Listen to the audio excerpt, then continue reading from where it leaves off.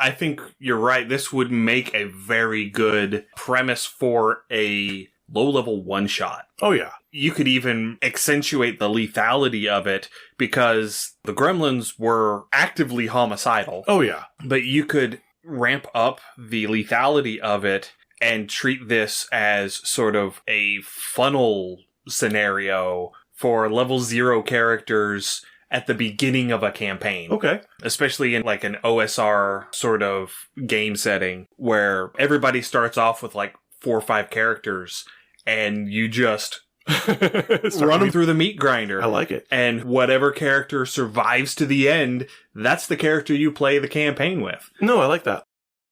Also with this too, while these can be technically low level, as these creatures, kind of matured a bit, or, they did have learning ability, they do become slightly more and more insidious, and they do remind me a bit of kobolds.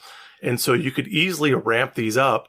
And if you had these as the start of a hook for a storyline, and they kind of had whatever your big bad is, and they are intentionally mass producing these things, and we will get into that here in a bit, and they are just using them as wave after wave of cannon fodder, but you have more and more kind of sinister or masses where they're laying traps, they're setting up things like that for your party to come across in a dungeon, you could probably still take these into mid-level fairly well. Yeah, and I'm glad you mentioned that because that was my first thought too, was if you were going to run these just using a monster straight out of the book, kobolds fit the bill perfectly. Absolutely, yes. Especially whenever you take into account things like the story of Tucker's kobolds. Yeah.